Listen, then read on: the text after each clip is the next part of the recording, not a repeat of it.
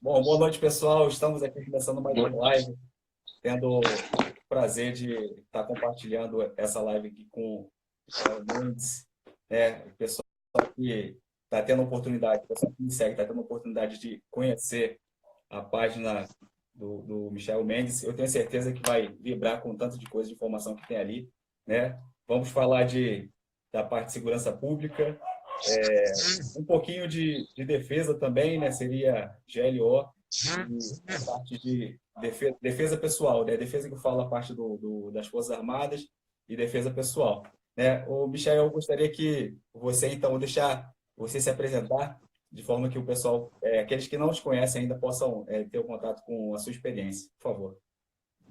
Ok. Em primeiro lugar, boa noite a todos. Como todo mundo sabe, eu tenho o costume de fazer a live em algumas ocasiões. É a primeira vez que eu faço uma live compartilhada. Eu tenho o prazer de estar com o Fábio Reis, aí, que é o grande representante militar da área do Exército, compartilhando essa live. Boa noite, Fábio.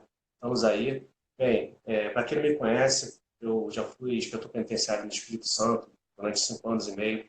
Por 4 anos eu sou inspetor penitenciário no estado do Rio de Janeiro. Eu sou faixa preta de jiu-jitsu terceiro grau, faixa preta de karatê. Sou lutador de MMA ainda em atividade.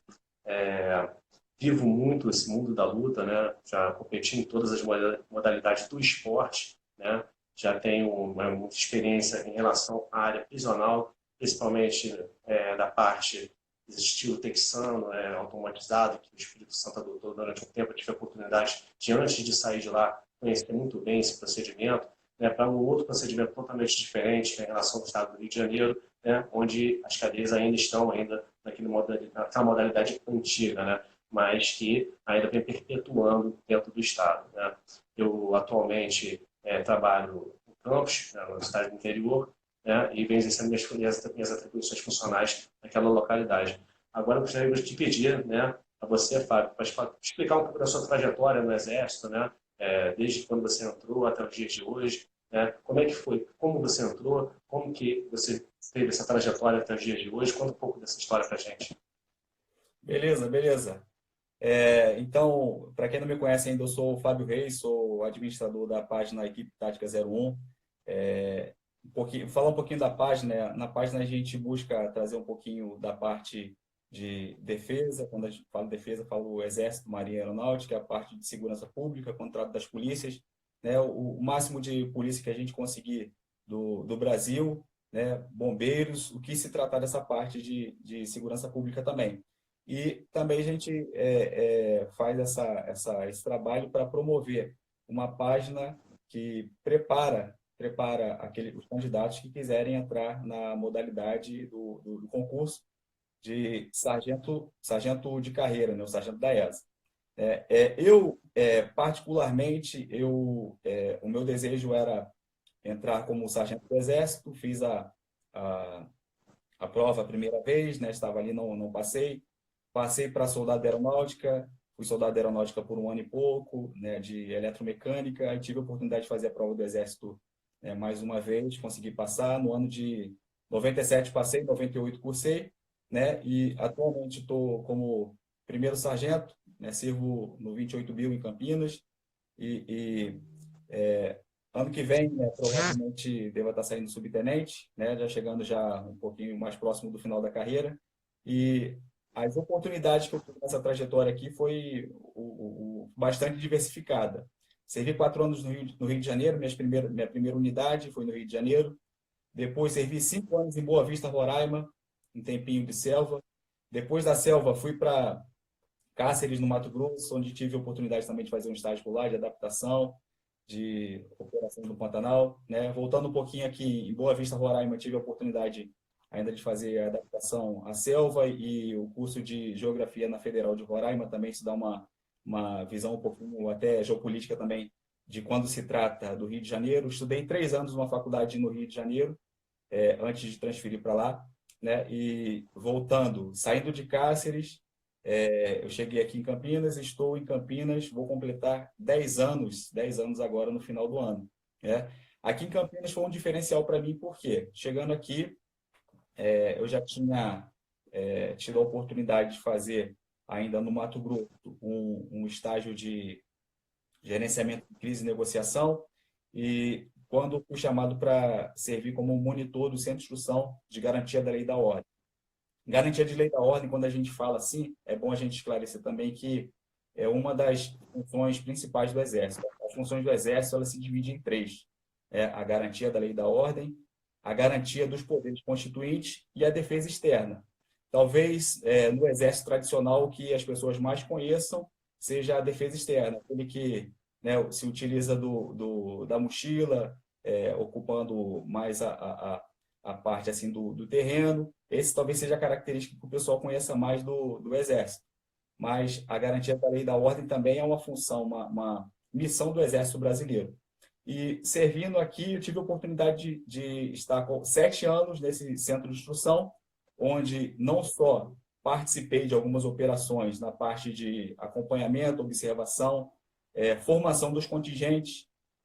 Vocês se lembram da operação que teve mais ou menos por volta de 2010, na operação que teve no complexo do Alemão, o complexo da Penha. Nós tivemos a oportunidade de formar, a partir do 3º contingente, né, até o 7º contingente, passaram por aqui por Campinas, e posteriormente, aqui ainda em Campinas, tive a oportunidade de ir para o Haiti, fiquei 6 meses no Haiti, voltando do Haiti, era a Copa do Mundo, mais 1 mês em São Paulo, e voltando da Copa do Mundo, mais 2 meses no Rio de Janeiro, já na Operação São Francisco, que foi aquela ocupação do Complexo da Maré. Né? Então, foram 9 meses fora de casa, e a Operação São Francisco foi uma operação que se destacou mais com questão da complexidade e tudo, e eu acredito que a gente vai ter mais um pouquinho de tempo para falar a respeito disso também. Né? Ainda é importante a gente falar também aqui, né, a respeito da formação. Eu tive a oportunidade de fazer o estágio de operações de garantia da lei e da ordem, que ainda é ministrado aqui em Campinas, que a gente, quando a gente inicia esse estágio, a gente diz o seguinte, né, todos os cursos, tem cursos que você vai ver no Exército Brasileiro, mas a garantia da lei e da ordem, querendo ou não, você vai ser empregado. Se você estiver preparado ou não, se a nação chamar, você vai ter que ser empregado. E é isso aí. É uma vasta vida de atividade, né, ligada ao Exército, né, de prestação de serviço à sociedade. Né? Então, quer dizer, é uma pessoa altamente gabaritada. A gente nota, né, que, principalmente que, pelas missões que você teve, né, vou me ater um pouco mais ao estado do Rio de Janeiro, porque muita gente já me perguntou, já veio me perguntar em direct em relação quais são as suas experiências em relação ao estado do Rio de Janeiro, né, e São Paulo, principalmente. Mas uma curiosidade que muita gente me pergunta, veio me perguntar, né, via direct, é que já que você participou diretamente, né, da intervenção militar no Rio de Janeiro, né, viu todo esse procedimento, né, acompanhou de perto, né, está vivendo, né, até hoje você está dentro do Exército. Qual é o balanço que você faz do antes e depois da intervenção militar no estado do Rio de Janeiro? É importante a gente destacar também que na época anterior à intervenção militar que aconteceu ali no Complexo da Maré, no Complexo da Penha, estavam acontecendo algumas até extravagâncias do tráfico, do crime organizado. Né? Algumas viaturas, eu lembro até de uma viatura que foi marcante para mim, foi uma viatura da Aeronáutica que foi rendida ali em uma das principais avenidas ali, e como que os traficantes, os bandidos, eles estavam territorialistas. Isso é uma importante a gente destacar essa característica do crime organizado no Rio de Janeiro, diferente de São Paulo. Quando a gente fala de crime organizado no Rio de Janeiro, a gente vê o quanto é ostensivo, né? O quanto eles fazem questão de mostrar o armamento, quanto fazem questão de exibir tudo aquilo que eles conquistaram, diferente daqui de São Paulo. Enquanto você vê a organização, você não consegue entender de como que funciona, quem são os cabeças, é completamente diferente. Então, nesse aspecto, a gente pode até levantar que melhorou. Né? O crime hoje, no Rio de Janeiro, ele já não está mais tão ostensivo do que o período em que anterior, né, às operações. Isso fruto de trabalho, né, não só da pacificação, mas com certeza o trabalho conjunto ali, de todas as polícias, de todos os órgãos ali que trabalharam para resolver esse problema. Entendi. De início, Fábio, quando o Exército teve que entrar diretamente em confronto realmente, com a marginalidade, com o tráfico, né, esse processo todo, que vocês tiveram que repelir agressões, né, enfim, o poder bélico que estava na mão da marginalidade, né, do tráfico, te surpreendeu de alguma forma? É importante a gente destacar que não surpreendeu tanto pelo seguinte motivo. Como eu falei, assim, a questão deles serem territorialistas, eles exibiam realmente o poder de fogo que eles tinham e a gente sabia o que estava passando, né, do que estava se tratando. Teve uma característica em especial nessas operações que a gente tinha também a respeito da forma de trabalho, né? Como que seria feito, né? O patrulhamento era nas ilhas, né? A questão se você precisasse fazer alguma operação de busca e apreensão, aquilo ali passaria por alguém, a autorização ela viria pelo Poder Judiciário, né? Então, ficava até um pouquinho mais difícil de se fazer esse trabalho, porque em virtude do que a gente estava encontrando.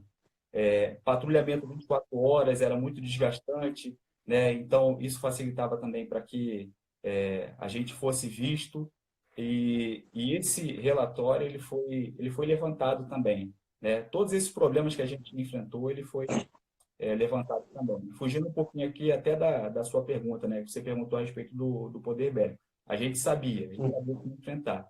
Mas, de acordo com a dificuldade, quando a gente viu o terreno e realmente constatou o que aconteceu, a gente, através de relatórios, a gente sugeriu e a gente pôde ver que nas últimas operações, tanto na intervenção federal do ano passado, as operações elas eram mais cirúrgicas, eram mais pontuais.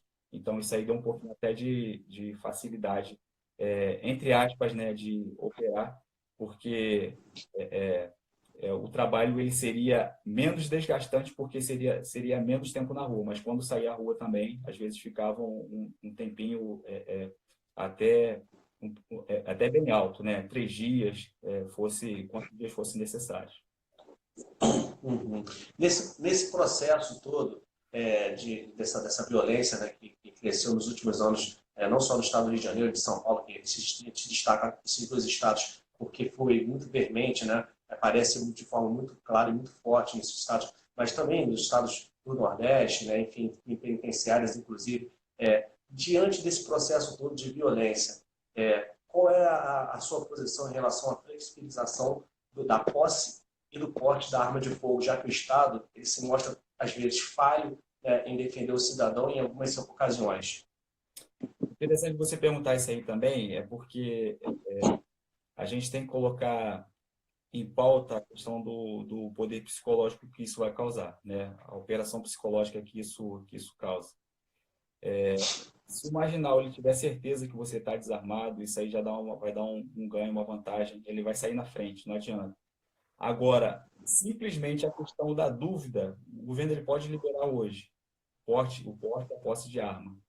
E mesmo que nenhum cidadão vá lá e compre, vá lá e que se habilite, o fator psicológico ele vai ser muito positivo. Então, com relação a essa questão, eu sou bem favorável, né? Não é obrigação, é questão de decisão da pessoa querer ou não se defender. E isso é importante que o cidadão também ele possa se expressar a respeito disso.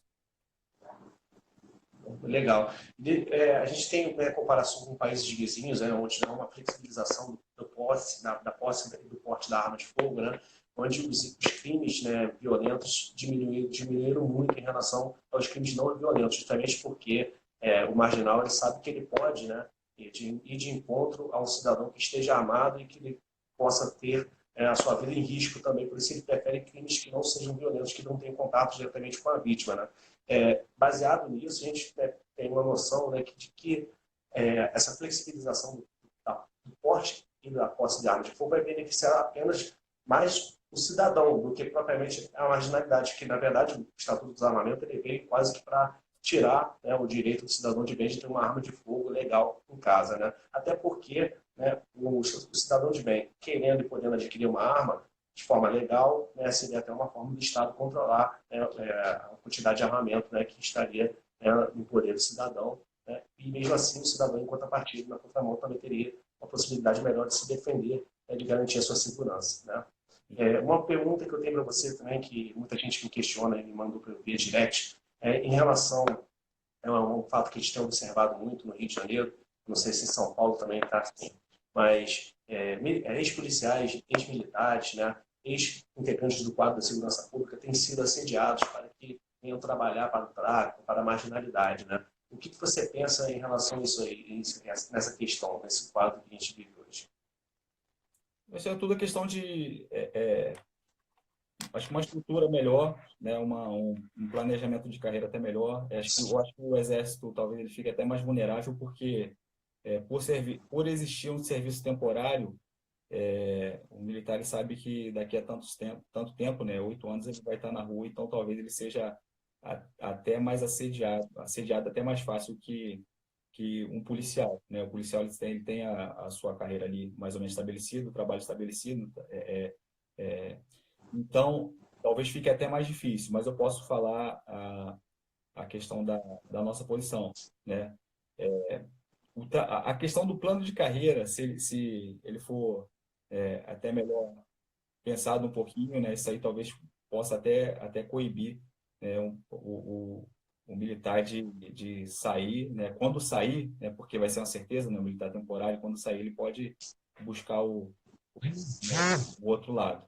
Mas eu acho que a questão cultural e educação também isso aí vai influenciar muito, né?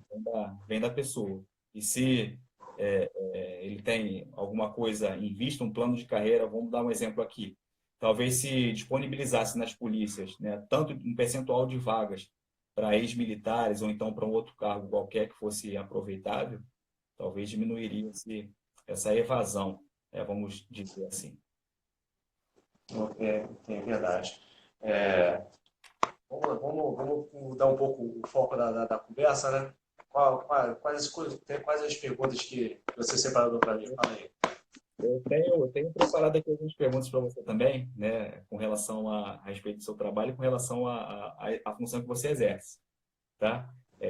Me permita Vamos lá. ler a pergunta aqui, a primeira pergunta, por favor, tá? Uhum. Então, vamos lá. Sabendo que o Rio de Janeiro é um dos estados, né, que mais sofrem com a violência do crime organizado, o que características você destacaria das penitenciárias do estado do Rio de Janeiro que a gente não vai ver com relação aos outros estados do país? O que você acha que a penitenciária do Rio de Janeiro tem de diferencial com relação ao restante do país?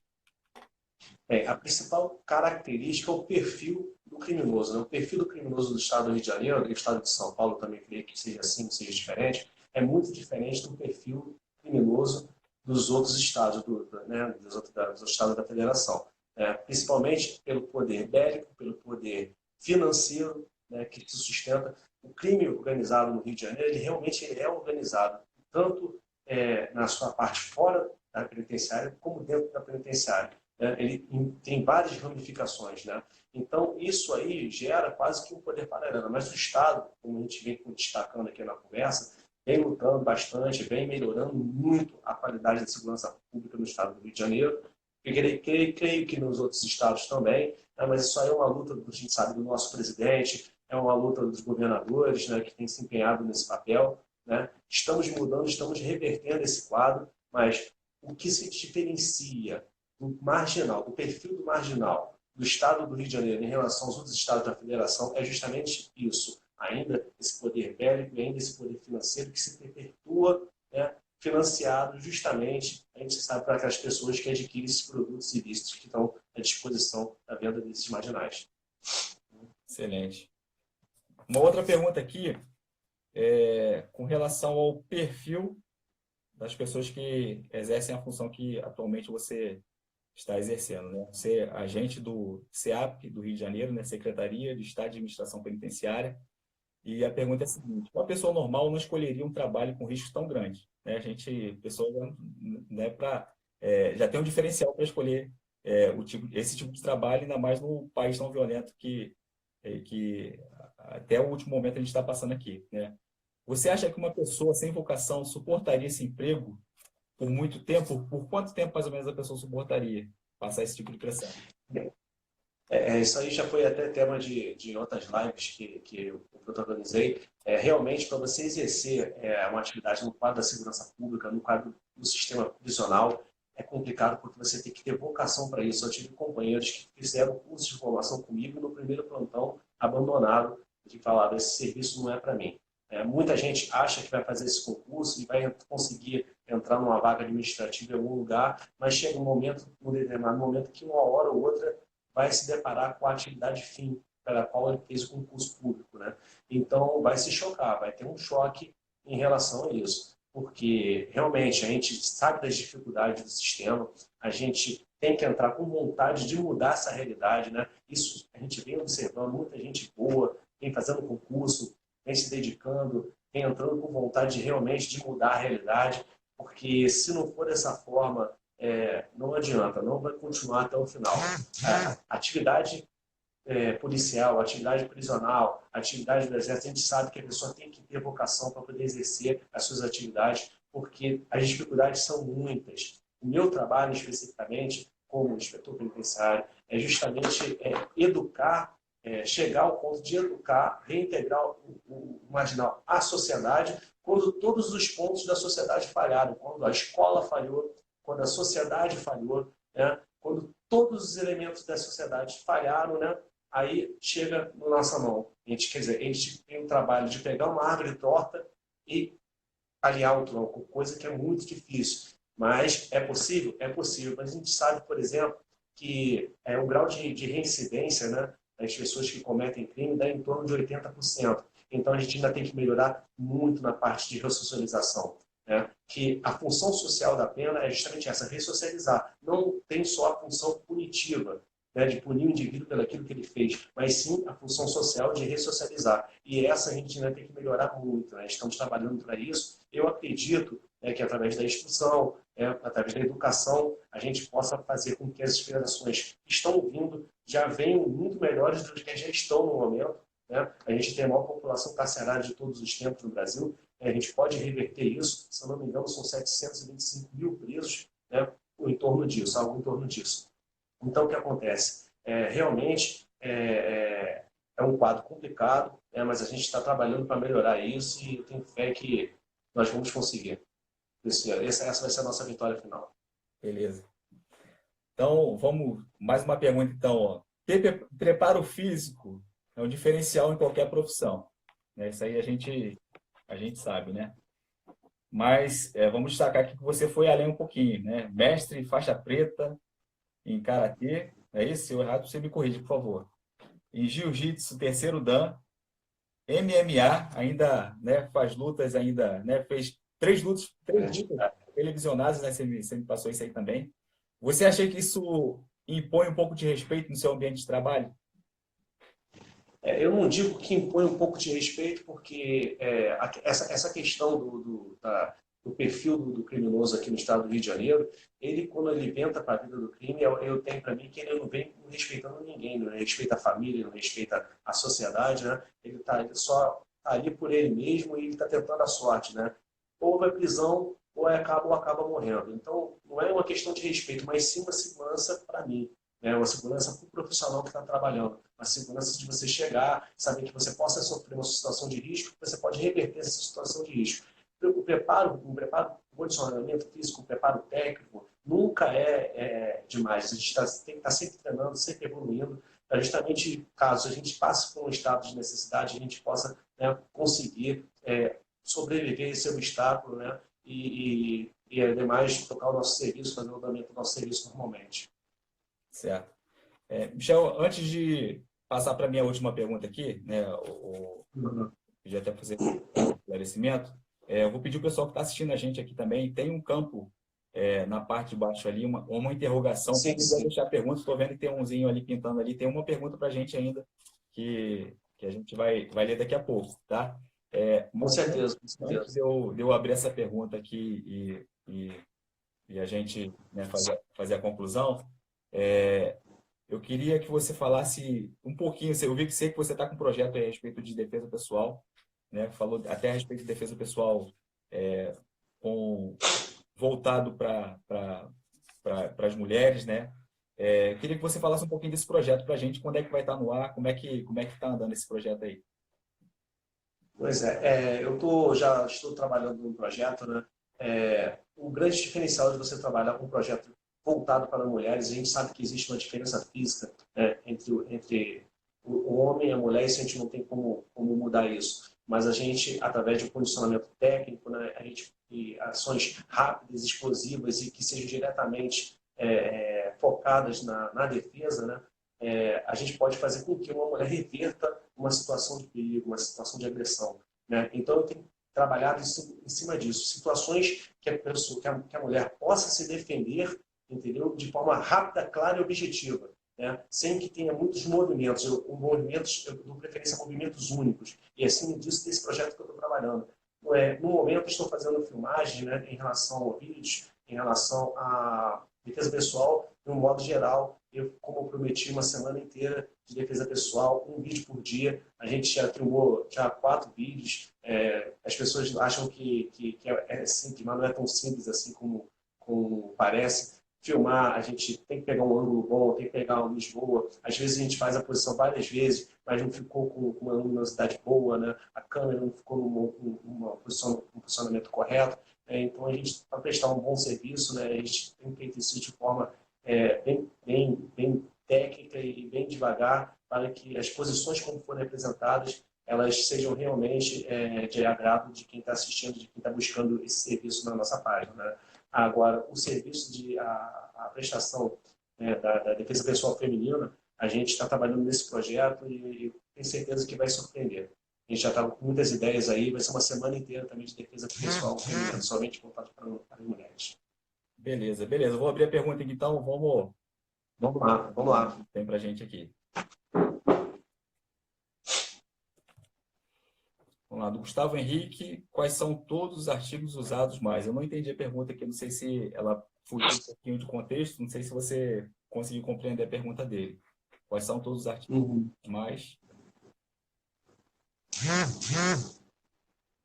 Você conseguiu captar o que ele estava querendo aqui?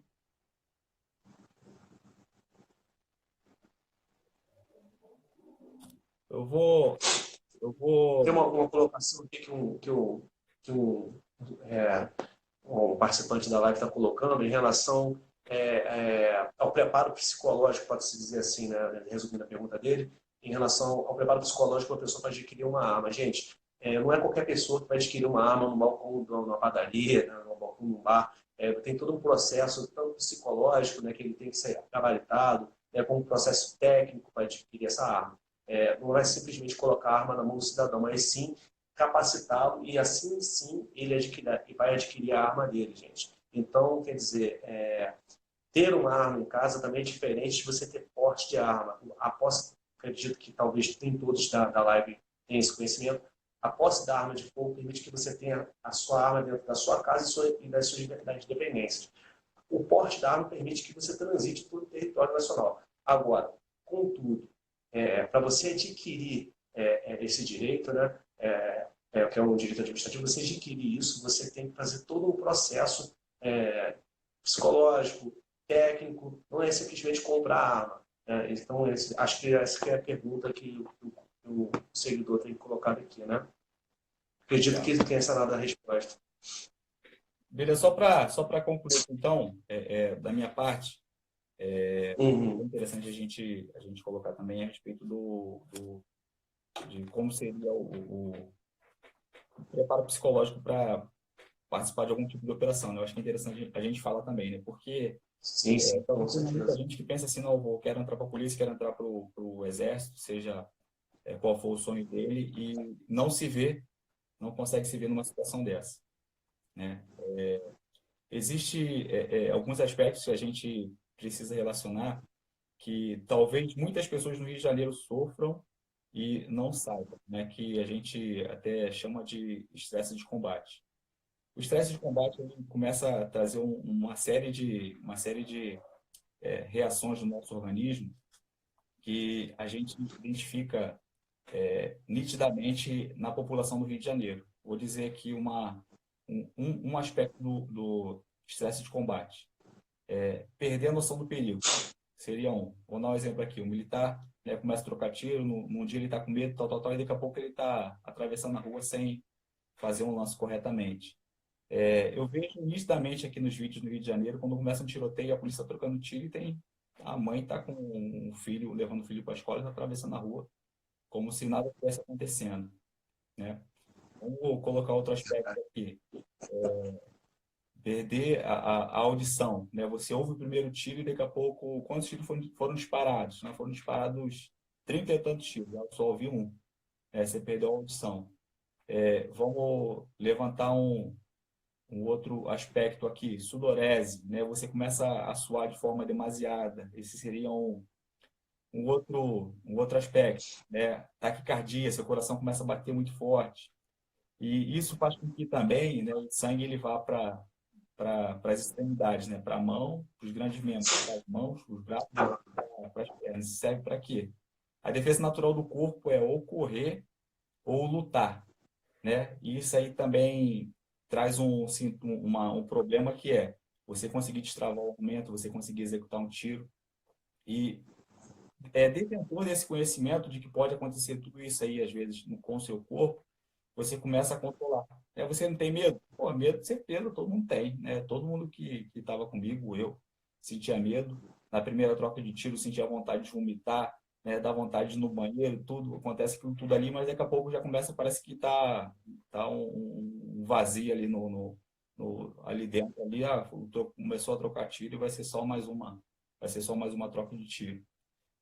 Outra coisa que eu gostaria de destacar também, né, que muitas pessoas talvez nem tenham consciência disso, é a quantidade de agentes, né, que estão morrendo todos os dias. Hoje tivemos aqui a morte de uma policial em São Paulo, né, que após uma abordagem ela foi atropelada pelo criminoso e ele foi, graças a Deus, pelo menos ele foi detido, mas ela veio a perder a vida e deixou 2 filhos. E da mesma forma, também a gente se solidariza, né, com os policiais, né, todos aqueles ali, agentes de segurança pública, e levantamos também que o último ano foi um ano que também a gente teve bastante perda. Um dia foram 3 militares baleados, 2 morreram no mesmo dia, um veio falecer 2 dias depois, e um capitão tomou um tiro no pescoço, ele ia ficar tetraplégico, e veio a falecer algum tempo depois, né? Então, ano passado, 4 militares morreram, né? Um cabo, 2 soldados e um capitão. Então, muitas das vezes a sociedade ela se esquece disso que está acontecendo isso aí e a gente não pode deixar que essa história, né? Que a memória desses guerreiros, desses heróis, elas sejam apagadas. Na missão que eu participei no Rio de Janeiro, na Operação São Francisco, foram total de 26 militares baleados e um militar morto. Foi o primeiro militar morto na intervenção federal. Esse militar ele era do meu pelotão, o cabo Mikami, foi promovido a sargento Mikami, né? E muitas das vezes a sociedade ela se esquece do esforço desses militares e talvez destaque algum erro de procedimento isolado, achando como se isso fosse regra da sociedade de forma alguma, né? São pessoas que estão colocando as suas vidas ali em risco, né? Talvez por algum motivo ele nem sabe o porquê que ele está lá, mas ele luta pelo companheiro que está do lado, né? Pessoas que estão ali, né, treinando, determinando e tem muita coisa de novo acontecendo e a gente precisa até se informar. E esse papel a gente faz constantemente ali tentar informar o que está acontecendo, né? Pelo menos a gente tem da equipe tática 01 tem o feeling maior para falar a respeito do treinamento do Exército, né? Talvez não tenha tanto assim para falar da Marinha, da Aeronáutica, das polícias, mas tentar informar o público o melhor possível para que haja um reconhecimento e talvez até uma admiração da instituição que goza de maior credibilidade no Brasil. Então, isso aí que a gente vem tentando apresentar E a nossa página também, ela está ali para ajudar o máximo de pessoas que a gente conseguir entrar. Eu tenho um sonho de ser militar, tenho um sonho de ser policial. Que abrir de concurso, a gente conseguir captar, a gente vai colocar à disposição ali e está tentando até ajudar com uma forma de que as pessoas possam ter onde recorrer, né? E até o nosso curso que é oferecido lá também, a gente pode passar um pouquinho mais de informação se alguém mais desejar falar ainda. Não sei se você quer concluir mais uma coisa da sua parte, perguntar mais alguma coisa. Eu queria exaltar essa colocação que você fez da memória dos guerreiros que lutam para defender a gente, que lutam para defender a sociedade, né? Que integram a segurança pública, seja do Exército, seja da Polícia Civil, Militar, seja inspetor penitenciário, que está sempre lutando pela sociedade. A gente muitas das vezes vê, né, uma política de inversão de valores, né, principalmente daqueles que se apoiam, né, nos direitos humanos, né, como forma, né, de tirar vantagem disso, né, e inverte valores. A gente vê isso acontecendo todos os dias. Há pouco tempo mesmo, tem um vídeo que teve muita repercussão na internet, um policial que prendeu um rapaz que estava roubando dentro de um supermercado, e um casal, que até parece que a moça era jornalista, né, interviu, obstruiu a prisão, né, e, quer dizer, na verdade, para mim, aquilo chegou até uma forma de conivência com o humilhante, na minha opinião, do jeito como foi apresentada a situação, né? Impedindo que o policial que estava em sua folga, né, que estava por livre e espontânea vontade, trabalhando, né, para poder resolver um problema da sociedade, e um casal em contramão, justamente obstruindo, Se ele conseguir né, isso o também, ele trabalho está dele, prevaricando, né? invertendo os valores propriamente dito, né? Então, isso foi um exemplo muito clássico que tem rodado agora recentemente, de 3, 4 dias para cá, né? Isso tem que acabar, isso no Brasil tem que acabar.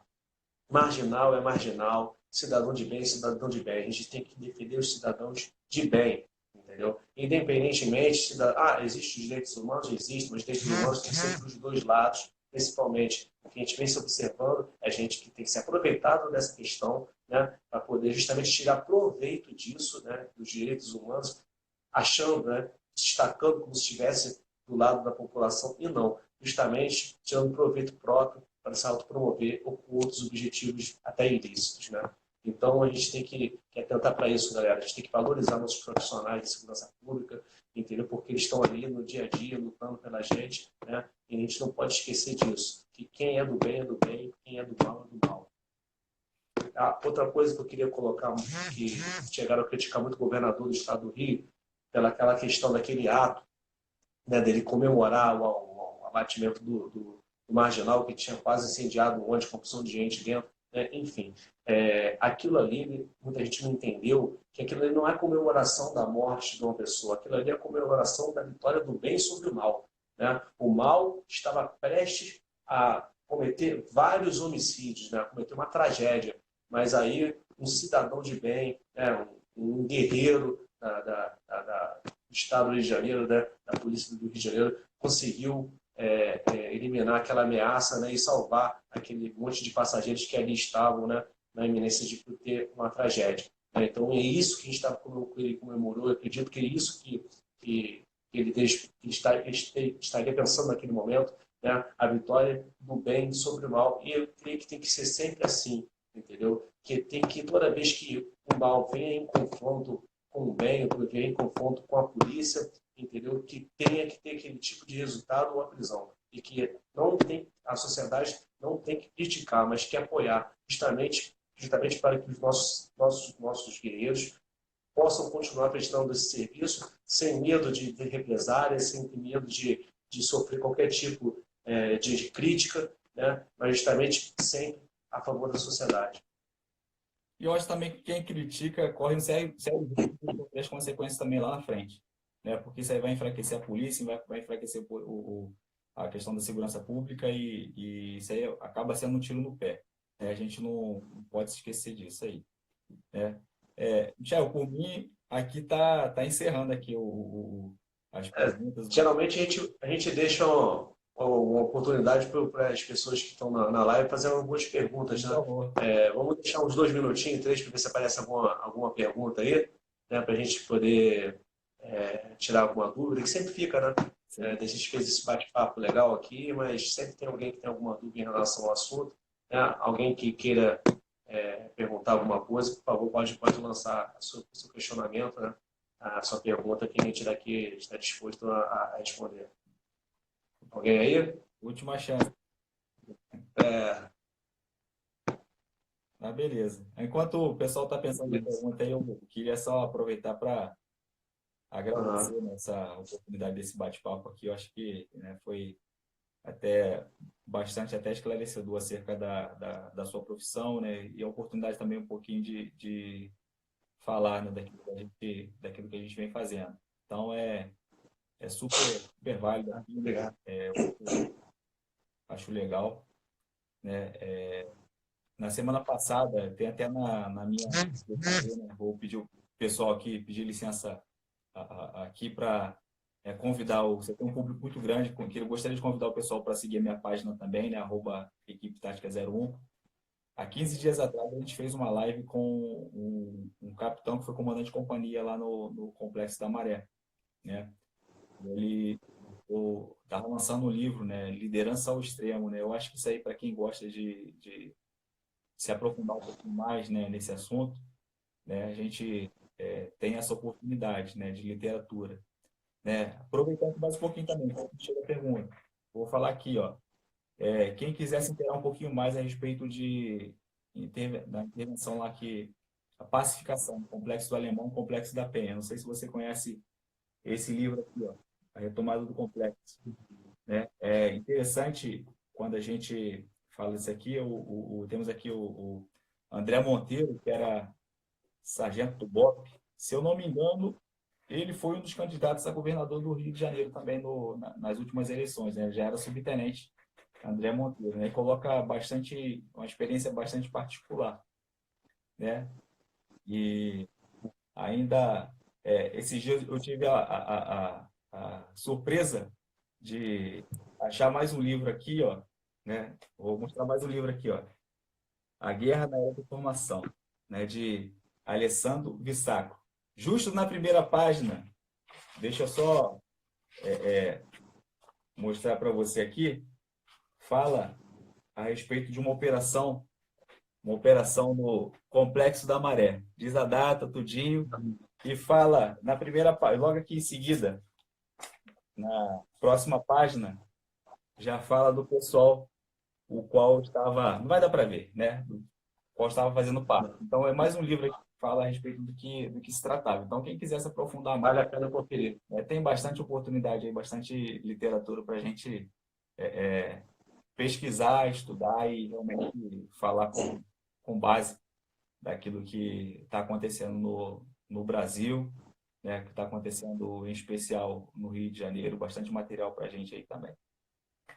Vale a pena conferir, com certeza. Queria também agradecer a presença de todos que participaram da live.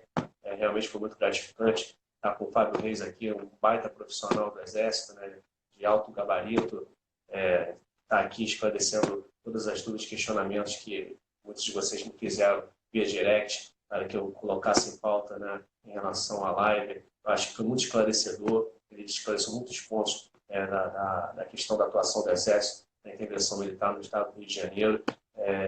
Foi muito gratificante ter esse bate-papo com você. Queria dizer também que, além de agradecer da sua presença aqui hoje comigo, que os trabalhos que a gente vem desenvolvendo da defesa pessoal, se tudo der certo, semana que vem nós já estaremos lançando. Eu creio que segunda-feira já vai lançar o primeiro vídeo. Estamos trabalhando para isso. O projeto da defesa pessoal feminina, a gente também está trabalhando em cima disso. Tudo que eu ensino em relação à defesa pessoal, eu tenho certeza que eu posso colocar em prática. Veja bem, eu não ensino a reação a uma agressão, né, mas eu ensino que é possível, né? A questão de você reagir ou não é opcional de cada um. Porém, entre a sua vida e um bem material, óbvio, você sempre vai dar preferência à sua vida. Porém, quando você sofre uma tentativa de execução, você não tem outra alternativa a não ser sobreviver, né?